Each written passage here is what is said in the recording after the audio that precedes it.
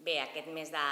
juliol, des del grup municipal d'en Comú Podem Mataró, hem presentat una declaració institucional per instar el Govern de l'Estat a ampliar la suspensió de l'aplicació de les regles fiscals als ens locals en els anys 2021 i 2022. Com bé sabeu, des de la mateixa Brussel·les incentiven a que continuïn des dels diferents estats a, d'alguna manera, que no es retirin les mesures d'estímul. Aquesta suspensió de l'aplicació de les regles fiscals aprovada pel Congrés dels Diputats el 20 d'octubre del 2020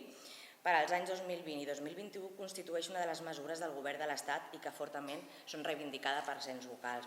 D'alguna manera aquesta mesura per aquest any ja s'acabava i el que sí que demanem és a aquest Govern que continuï amb aquestes mesures. També dir que gràcies a aquestes mesures